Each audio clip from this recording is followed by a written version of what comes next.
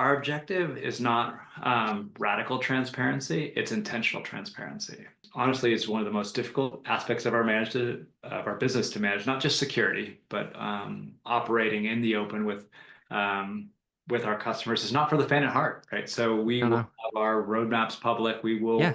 have our meetings public. Those things are very, very difficult. And so we have to be very thoughtful about our information disclosure. We have to think about our telemetry. It means that we have to build some tools that other companies would never, ever have to build. I'll give you one example is that we built a tool that looks through YouTube videos for like potentially leaked secrets so that it can invalidate those secrets. And I don't know any other company would have to do that kind of engineering work to solve for that specific kind of problem. Hi, everyone. This week, I am delighted to be joined on the Future of Security Operations podcast by Josh Lemos. Josh's 15-year career in security has taken him from ServiceNow to Square and now to GitLab, where he currently holds the role of CISO. Known for his expertise in AI-driven security strategies, which began with a role at Cylance in 2016, he drives GitLab's innovation with relentless focus on offensive security, identity management, and automation. Josh, I'm delighted to have you on the show. Thanks for having me, Tom. It's great to be here. I'm going to go way back to the very start. I read that you were originally trained as a mechanic. What led you to security? Like a lot of people in security, I took a very circuitous route to get here. Hmm. Perhaps if I was a better mechanic, I wouldn't be having this conversation with you here today. Um, Originally, I've always followed my interests, and so I think that with I was interested in building cars and just generally how things worked. And I think systems thinking and understanding how things work are really a great foundation for um, computing and any kind of systems. And so from there, I went into electrical engineering, which I call a gateway drug to computer science, and systems engineering. For me, the security aspects and in particular cryptography and my very early exploration of the space was what intrigued and hooked me. Um, from there, I learned a little bit about offensive security, and this is where I think luck and skill really converge. I had a little tiny kernel of skill, and that was really fanned by meeting the right people along the way.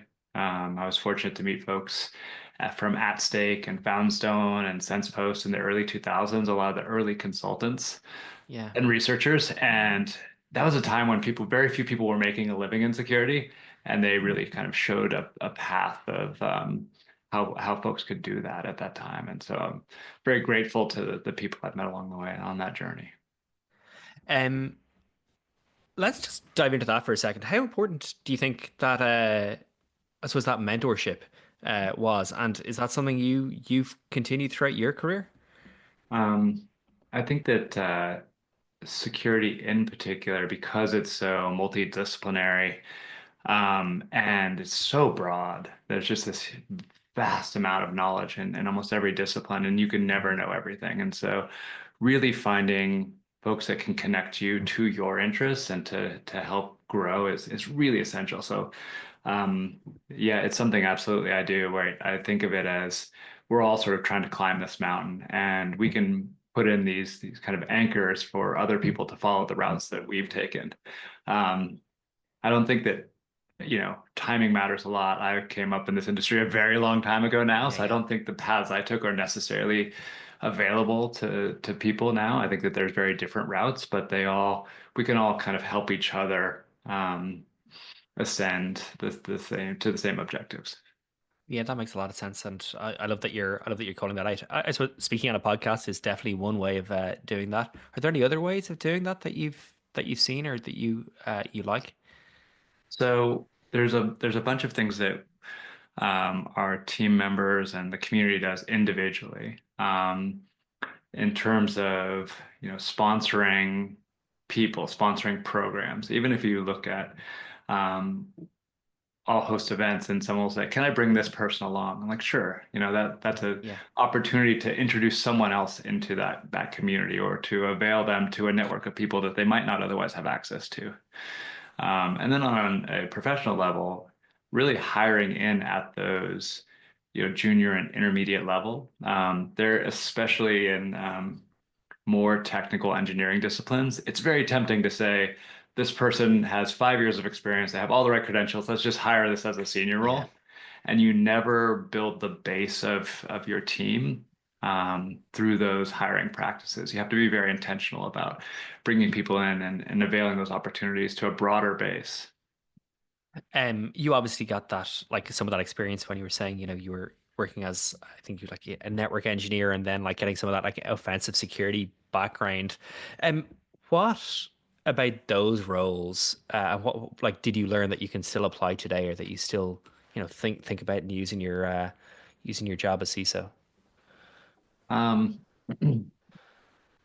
this is where we get into the very curmudgeon parts of my personality, but one of the things I found fascinating was coming from a network and kind of Unix systems engineering Yeah, background. yeah. There were so few people when I got into application security that understood the network at all and sort of understood the components that made all this possible. And so any bit of that systems thinking and sort of understanding how the internet works broadly, how latency works, how DNS works and BGP and all of those things, um, those really are technical foundations and pillars that serve you well when you're applying them to technical disciplines. And you can kind of understand risk differently, and you can understand, parts of the modern tech stack that are exactly the same as they were. They're just a little bit more complicated. But much of that has served me throughout my career. It's kind of funny. I wouldn't. It's not that I wouldn't. I don't think as many people have those skills as they used to. I think a lot of people are now like, oh, I'm really excited about learning about, like EDR. I'm really excited about learning about my like, cloud security like tools, but they don't. Would I be right in saying it's harder to find people with those foundations? Um, it's not as common for them to build those foundations in the same way. I think Yeah. even if you come up through like a lot of, I meet a lot of younger, new and early in career folks who um, started on hyperscalers and they started with containers, they started with Kubernetes, but they don't necessarily understand kind of the OS primitives that Hmm. underlie that, or even the container runtimes themselves.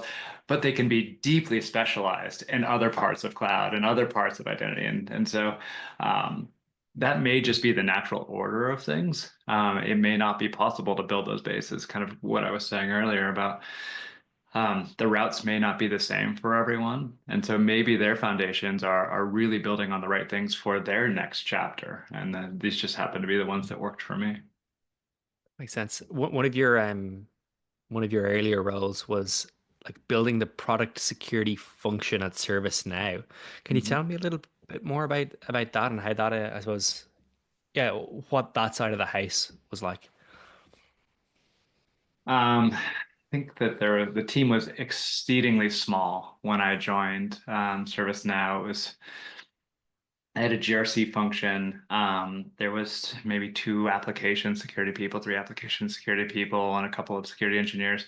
And we were really starting from the ground up. So everything from thinking about, we were in data centers, and so we ran from bare metal. So we had to Yeah. think through everything from the bare metal all the way up through the application stack, um, and modernizing that, or at least containing the blast radius of a multi-tenant SaaS environment Mm. where it was not orchestrated by cloud. We had control of, bare metal all the way up through the application stack. And so we went about finding the right skill sets for each level of that stack. So we had um, kind of broken it down between the if you think about the orchestration layer and below, So Hmm. everything that was like provisioning and identity and kind of Linux or POSIX subsystem, that was kind of a group of infrastructure security folks. And then we had kind of from that orchestration layer up, uh, teams focused on application security, building paved roads around our core network, or sorry, our core application layers. So a lot of Java, a lot of custom languages, things that were inherited in the stack. Hmm. We supported a couple of projects that had died, or sort of failed to gain adoption over time, and we had to continue to support those for years and years. So how do we do that securely? And that's one of the challenges that we had to take on, and how to think through um, our first party code and getting customers to stay up to date on the latest versions of our software. Just so I understand that, were you they had to upgrade even though it was in your environment? So when I got there, we did not force anyone to move from version to version. And one of the things that I was sort of most proud of in that time was we ultimately got the companies to do that.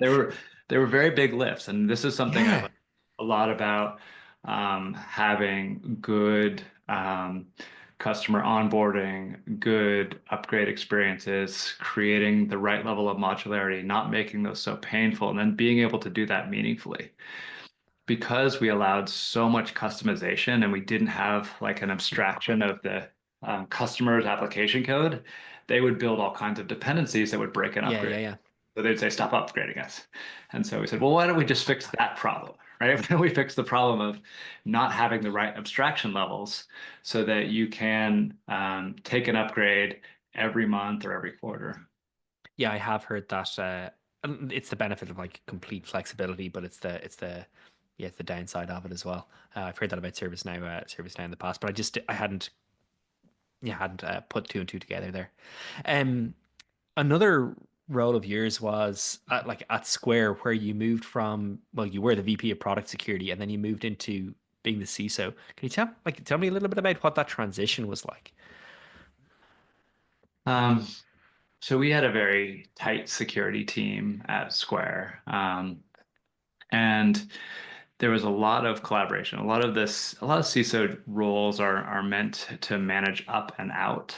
And a lot Hmm. of the prior CISOs had focused on their role. And so even in my role in product security, it was down and in, right? We were focused on building the program, Hmm. um, um, operating the sort of the platform broadly, and then engineering the capabilities that um, avail the possibility to do things like take payments on iPhones, right? So, kind of tap to pay was something that we worked on in my time there. I was in PayPal at the time, and I remember you guys coming up. It's not just, I won't say coming up after us. Like you were like paving the path for like a number of companies that were that would follow. But like the little dongle was incredibly innovative when it launched. So Yeah, yeah, and then ultimately people wanted to get away from that and just touch a yeah, card on the phone, right? yeah. But yeah, like I suppose who was to know? But at the time, I remember. Yeah, I just remember seeing it and be like, oh, that's very smart and very dangerous. So yeah, major props. I think like you've been early in a lot of different areas, but one of the areas that I really want to touch on is that you were like, yeah, quite early in, I suppose, AI. Like almost 10 years ago, you started going deep in machine learning and you took on the VP of Security Engineering, Research and Intelligence at Cylance, who were one of those like really early innovators in the machine learning space. Can you tell me what that role involved? Certainly in the secure, maybe not the machine learning space, in the security part of the machine learning space. Yeah, so initially I joined to lead our threat and security research. Okay. And ultimately I ended up running all of our research intelligence, which included data science and parts of our engineering as well. Um, our work primarily focused at that time on anti-adversarial applications of machine learning. So we were effectively convicting portable executable files on Windows machines that were strongly correlated with malware. Yeah. And the second part of that was really Windows memory anti-exploitation. So we took a bunch of offensive security people and figured out how to run in memory space and identify the kinds of attacks that are present in Windows memory. And initially, we had a lot of folks that were doing human classification. So when Cylance first launched, they did a PE neural network classifier, which went through and would run continuously and identify malware through the attributes of a portable executable file on the machine. And it basically just gave a thumbs up or a thumbs down, right, depending on the classifier score. That was not what customers generally wanted. What they wanted was something richer to say, not only why is this, why is this bad? What family of malware? And so there was a lot of folks that were labeling malware samples through heuristics, through YARA rules, through some automation. And so we built a system to classify families of malware. So post-conviction, we could say, oh, this was convicted because it was, Petya or WannaCry or Locky or something. And then on the engineering side, a big part of my role is building some engineering discipline in. We had production models, but we lacked some of the engineering discipline required. And so we had a lot of researchers building things, but they were building them from their laptops, and it was difficult to share. And if a single data scientist left, that could be, massively impactful because it only worked on their machine to build that model in that way, that kind of thing. Yeah, that makes sense. I remember around this time I was working in SecOps, and we tried Cylance and we were impressed by it, but it was very much that like black box security, and it there was so much potential there, but it was just like, I suppose I wanted that underlying data to be able to say, oh, actually, I know what's going on here and I know why. What I suppose they did eventually get acquired by BlackBerry, but what do you think? I suppose what do you think they missed out on that like future generations like a CrowdStrike kind of somehow managed to be wildly successful? I think in that case, the biggest, I think the most critical decision that we didn't make was consuming endpoint data in the cloud. Okay. We were convinced on the thesis that security teams wouldn't want to upload all of their data from like the same way an EDR would, or CrowdStrike or SentinelOne, and that we should keep everything local on the endpoint. And I think that decision in particular limited what we could do, how much context we had on the information. Yeah. And more than anything, I think that if we had just pursued the path of ingesting large amounts of endpoint data, that could have been a very different story and exit for that company. Makes sense.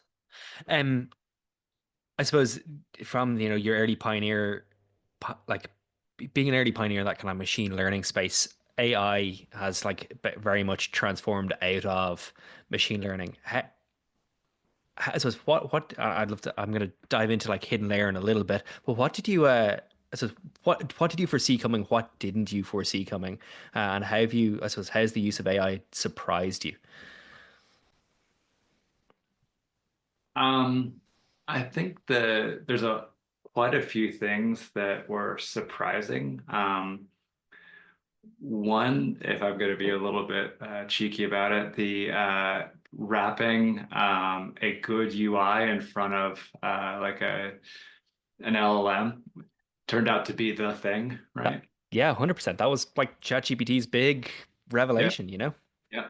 Um, started following, I mean, we can go way back, but kind of the earlier modeling.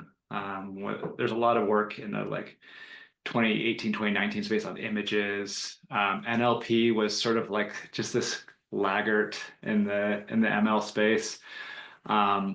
And then once BERT came out from Google and some of those other evolutions in the space, we started to, and tokenization improved, we started moving much more towards like modern LLMs. But even in 22, 23, when we actually had pretty good LLMs out there and GPT models, um, it just wasn't mainstream the way Mhm. OpenAI took everything mainstream. Um, I was joking kind of around that time that I could take all my Slack history and just make an agent that just responded for all my Slacks, and I could take much longer vacations. And people were like, "What is this GPT thing you're talking about?" And I'm like, "Oh, well, like I guess it's just not as widely known."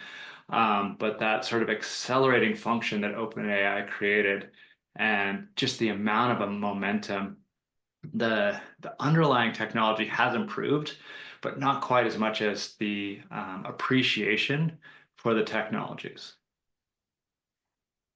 Can you explain that to me a tiny bit more? So you're saying that the underlying like It was it's good it's before, yeah. okay. It was good before, but and it's improved. But actually, people don't appreciate just how good it was back in the day, or people don't appreciate Yeah, it just now. how good it All right, was and okay, how yeah, ready it was to be as capable as they're yeah, viewing it.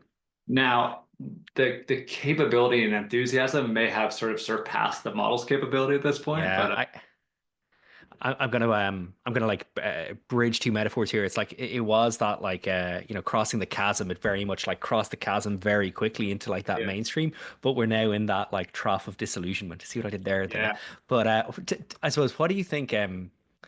Yeah, like there are a ton of applications for AI in the security space, but also in the software development space. And this is very particular for your role at GitLab. How are you thinking about it, like personally, and how are you thinking about it at GitLab? Yeah, I think we take a very pragmatic approach. Hmm. To AI, and I think we're very much in the kind of AI 1.0 world right now, where it's Okay. very much human plus, Yeah. computer, human plus bot. And so the way we see um, the vast majority of software developers, and this is kind of true of software developers and security people, and just the broader circles I um, tend to run around in, is they find um, tasks that they can do much better that they already have knowledge in. Yeah. And they just make those 10 times faster. And if you can make me 10 times faster at reading issues in Jira, if you can make me 10 times faster at fixing my build pipeline, that the speed in aggregate and the value in aggregate is much greater than any one single task. And so it is, the next evolution of cheap, easy automation for a lot of folks, Mhm. because they get it through the the general purpose nature of a lot of LLMs. So so that's like and today 1.0, and that's probably like combining combining your LLMs with tool use as you describe it. Um or yeah, with connected to your data in some way, shape, or form. What's version 2 then? What's LLM 2.0? People will have you say that it's agentic, Yeah. and the agentic is something, but I still think that that's part of 1.0. I think that that's really where the value of 1.0 gets expressed in sort of its natural conclusion before we move on to the next. So that's like faster horses in the old parlance. Yeah, yeah. Because it's not completely autonomous, and I do think that the idea that these things perform exceedingly well on their training data. Hmm. And so even if you think, and we don't help ourselves with the way we use it, the English language here as well, because we will talk about it as, like the chain of thought or reasoning models. And they're not exactly reasoning, they're just mathematically more accurate, and they're just showing the math. They're just showing the math in words in many ways. So yes, they are more performant. But give it a set of problems it hasn't seen before. Take the application security space, and they do not perform quite as well. So I can take if you take an LLM that's seen a lot of security anti-patterns and you say, go find security anti-patterns in this code base, it'll be very good at that. Hmm. But if you tell it to go find like logic bugs or problems that it has not seen before, it doesn't seem to, I've not seen them reason through those problems well. Yeah, that makes a ton of sense. It also means that they're like for those problems they're trained on, they're going to be very good at it. But for new bugs or for new issues, they're not going to be good at finding those or spotting those. And I've talked about this in a couple of previous podcasts. That's my bear case on LLMs, where or even like coding with yeah, like co-pilots, where yeah, they're incredibly good at like writing, but they're not necessarily as good at understanding where they've gone wrong if they went wrong in the first place. And that's not necessarily how you build enterprise software in the future. At least not if you're working in the security space. It's not. So your bear case says we're not going to vibe code our way to the future. Yeah, that's a very simple, very simple way of putting it. Yeah, we may vibe code our way to extremely high, yeah, VC valuations and multiples of software, but I don't think we're going to vibe code our way to the next ServiceNow or the next Square or the next Salesforce, at any rate. Um, can I touch on some of I suppose the AI work that you're doing with like HiddenLayer? They're a cybersecurity company. They specialize in, I suppose, protecting AI and ML models from threats. Uh, you're on the board, which is also, and they're a really interesting company. But like, what are some of the threats that you're most worried about when it comes to AI models? So when people talk about AI and who it benefits, whether it's the offensive side or the defensive side of problems. I generally don't like that framing Hmm. because uh, my early take on it was we are extremely advantaged as defenders because it's kind of known patterns. And if you look at kind of early applications of AI and ML to games, um, they performed exceedingly well. Like Hmm. there's the Go examples and so forth, right? Um, we are at very early days of understanding the attack surface of LLMs. We know that LLM guardrails are generally very weak. Hmm. Um, and so I think that we don't really understand, and we're entering this phase that we enter with all new technologies. It's sort of the early chaos where we can start to see patterns and we can see negative outcomes. We don't actually understand the systems by which that create those negative outcomes. And so um, I think that we're going to understand eventually how LLMs fit into the overall attack chain.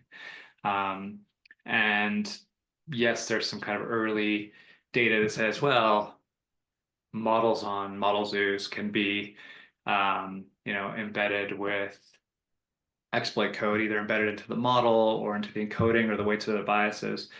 But that's not, I think that that's just kind of early, um, relatively trivial space. It's going to get more and more complicated over time. Not sure I Yeah, answered.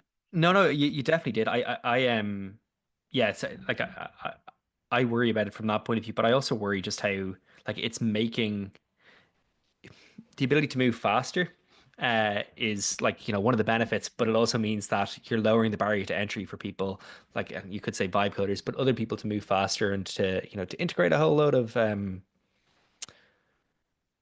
I suppose yeah, do things that they wouldn't have been capable of. There was a certain barrier to entry in capabilities where you had to be smart enough to do certain things, and now it's like actually you don't have to be in order Yes. to build something or to ship something or to like yeah integrate with integrate your production environment with an MCP server that you don't know anything about.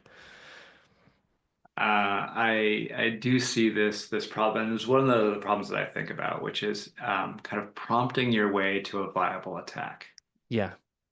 Um, to go back to the application security point earlier, if you can find, common weaknesses, you can also sort of prompt your way to Yeah. a reasonably well working exploit, or at least get you most of the way there. Where hand jamming that from scratch before was a lot more work and required a sort of different level of sophistication. So yes, my hope is, and this is sort of my optimistic side, that we um, use those same detection capabilities to address those issues earlier on, and that they aren't finding the kinds of things that LLMs are not well suited for. So they're not finding the logic bugs, they're not Mhm. finding things that the models haven't been trained on. I want to move a tiny little back towards the day job. You were GitLab's first CISO.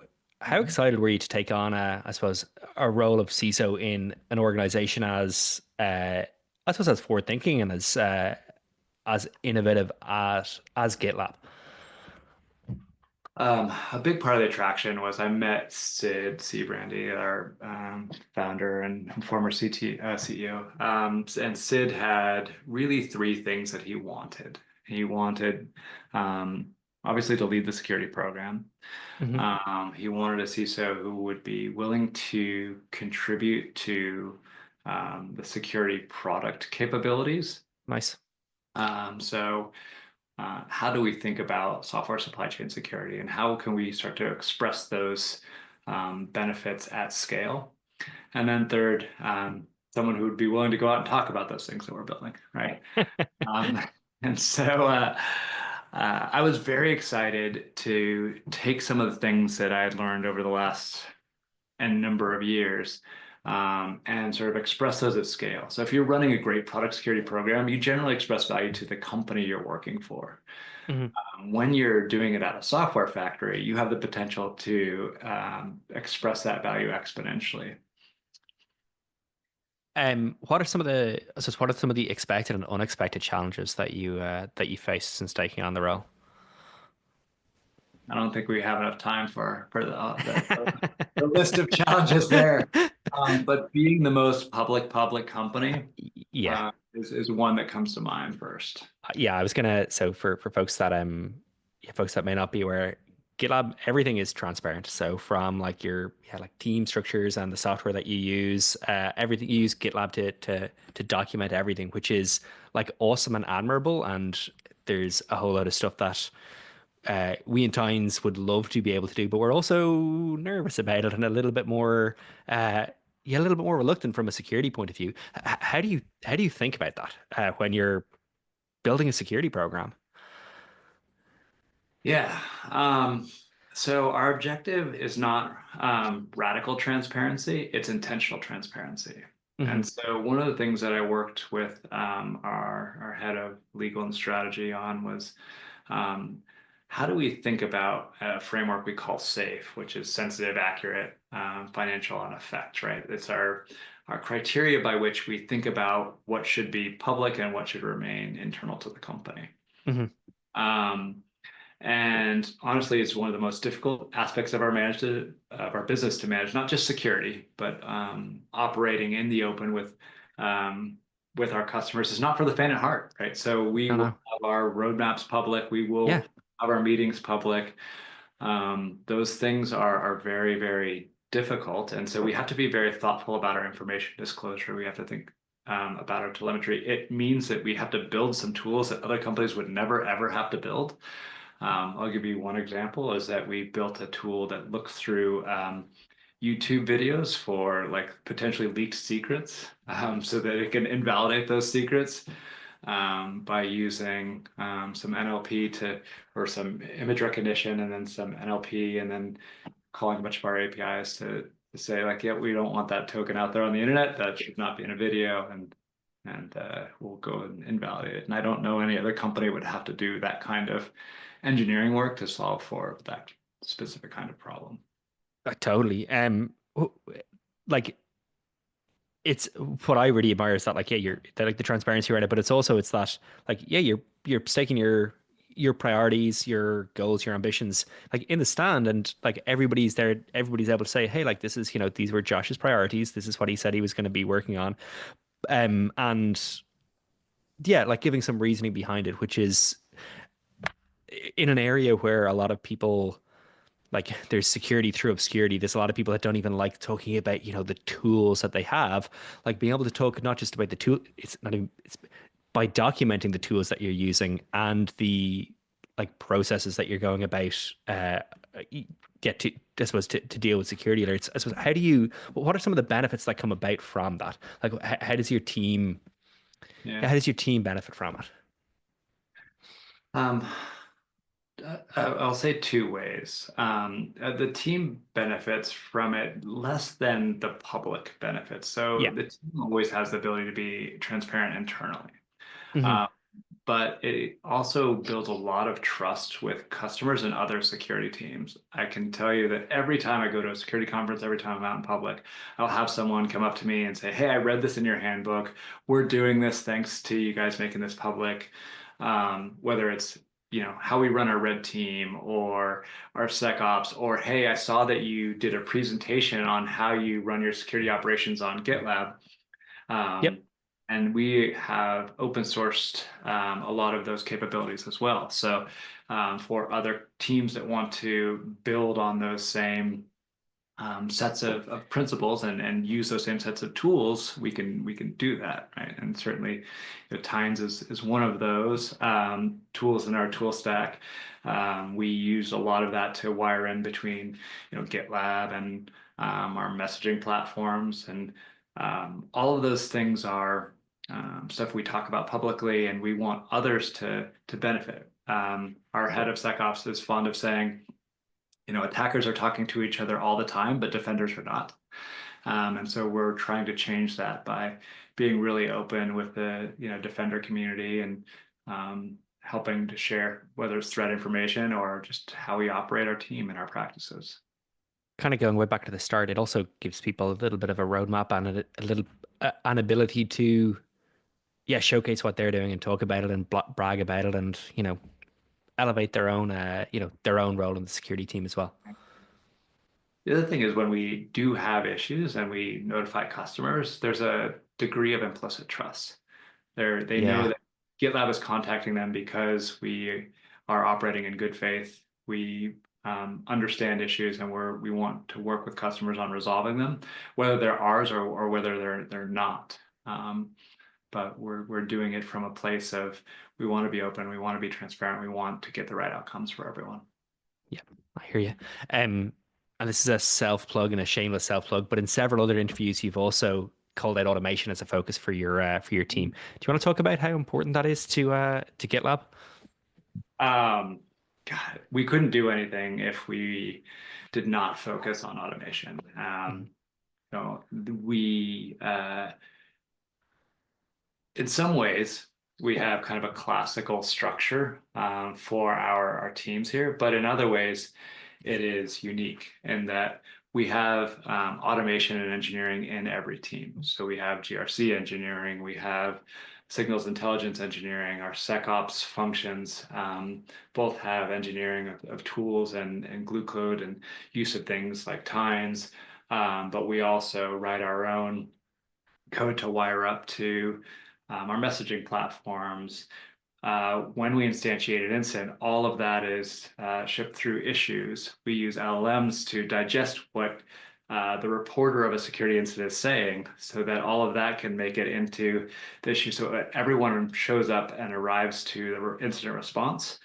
They do so with the full context that they have from all of the inputs to that point in time. And so that has been a massive efficiency gain for our SecOps function.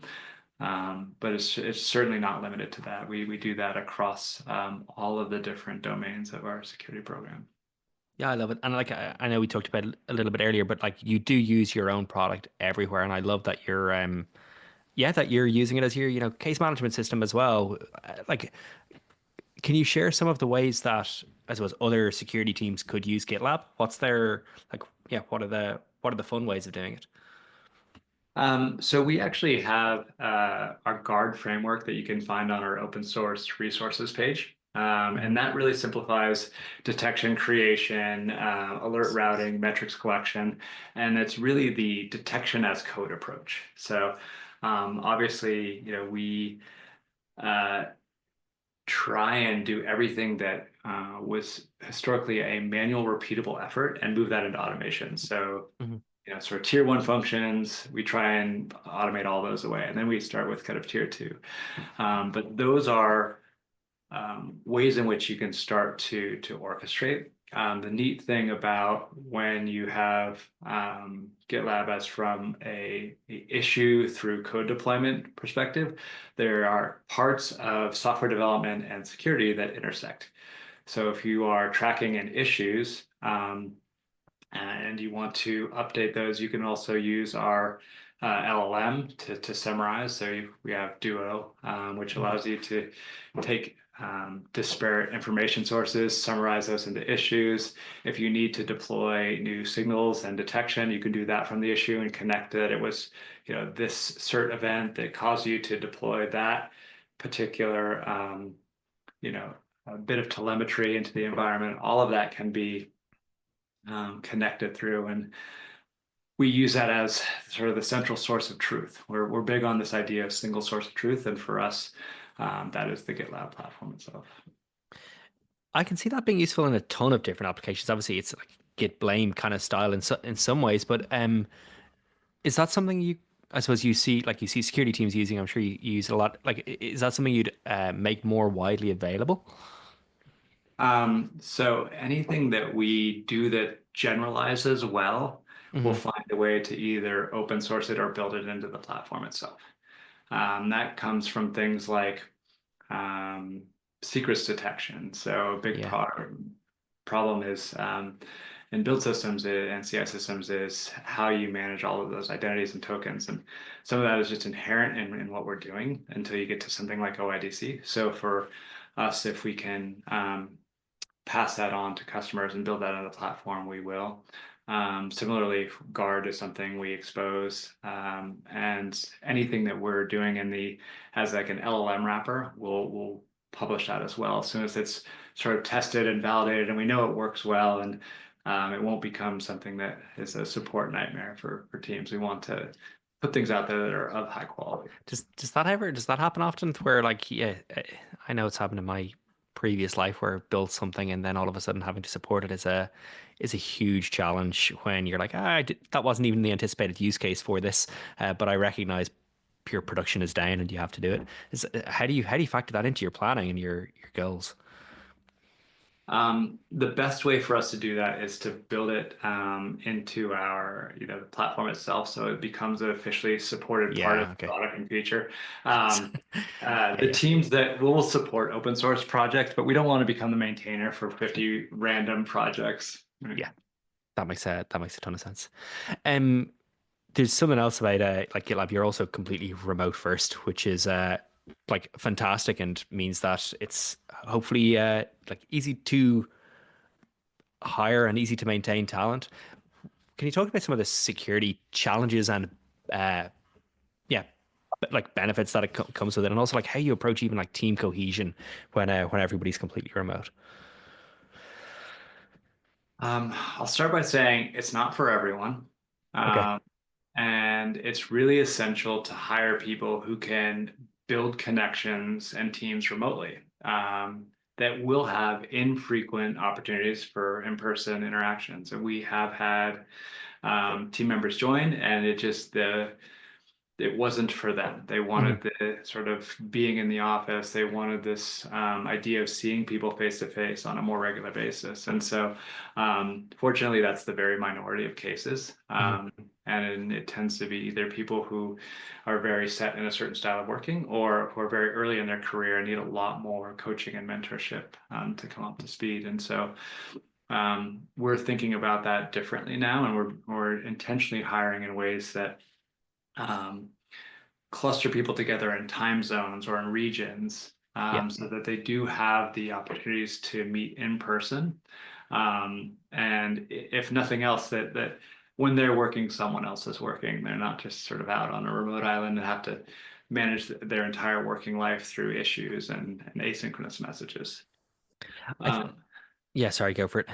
yeah, we also are really intentional about communication. So Hmm. every week I send a list of all of my activities that are non-confidential, and also call out contributions from team members across the security division and wider than that, so that people know what I'm focused on, what I'm working on, and then what potentially what their peers are working on or cross-functional teams.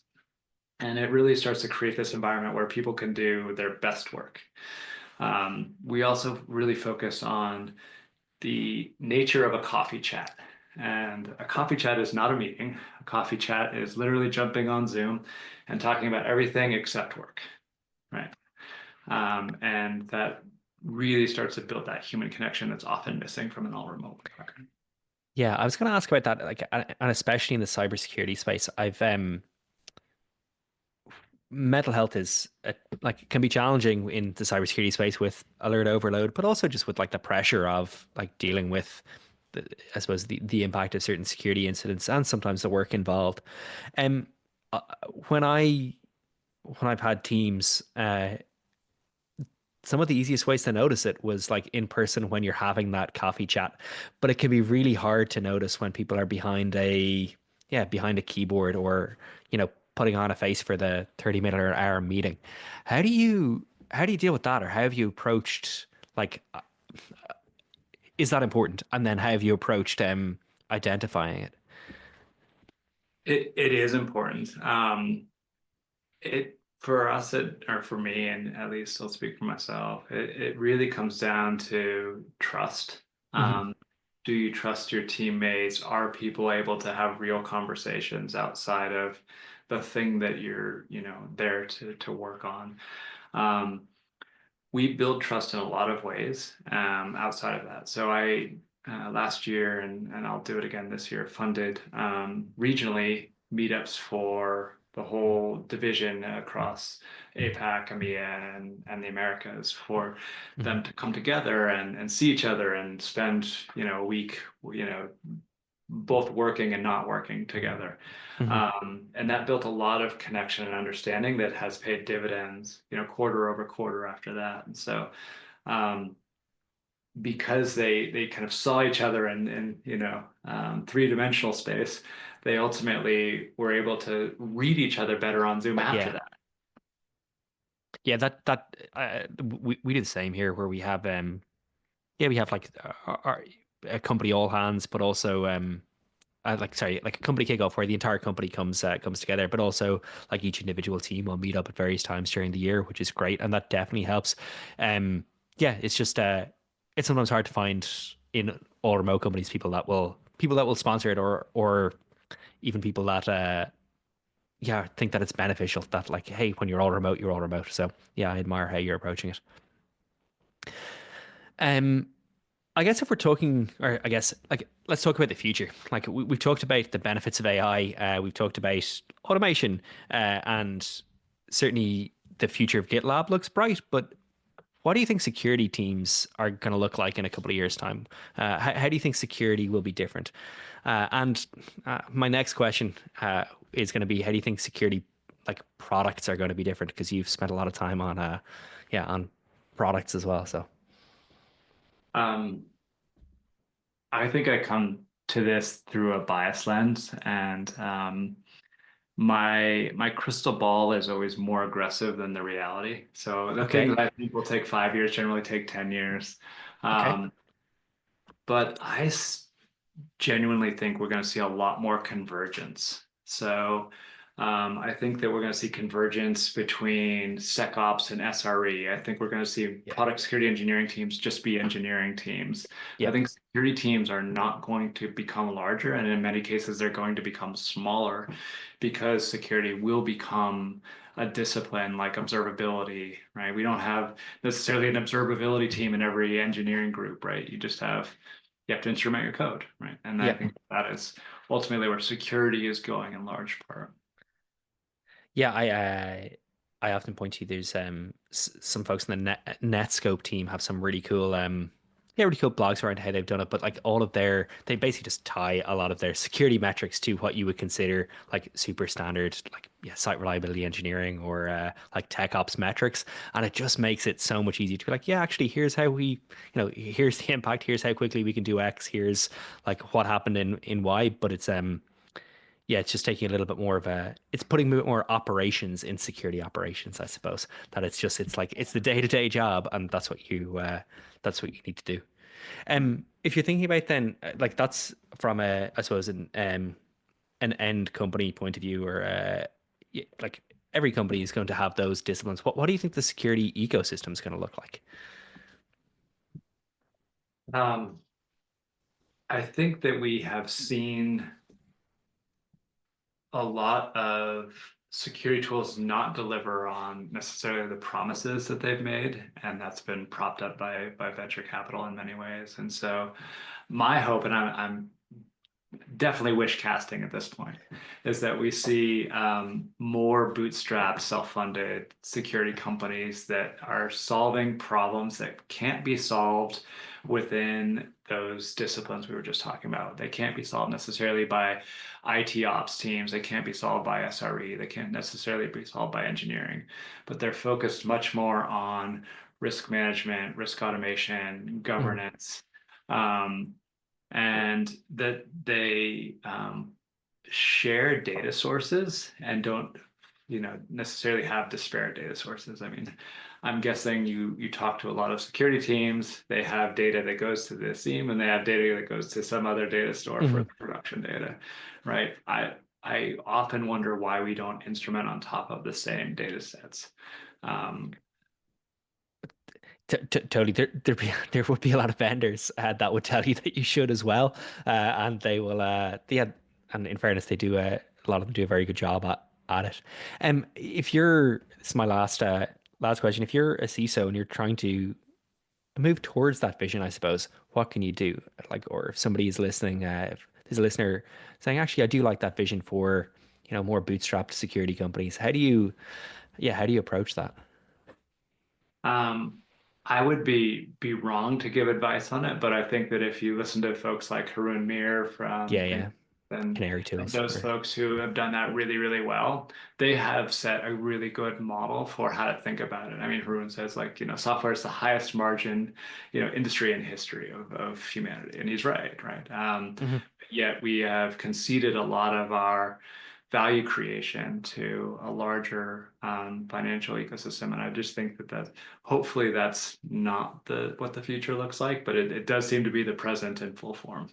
Well, yeah, look, and as a founder of a VC-backed startup, it's hard to say there aren't some benefits to it, and as much as you can build a product that you wanted faster, but at the same time, yeah, like as a practitioner, I definitely like the vision of not being beholden to just making boatloads of money for people in the financial industry.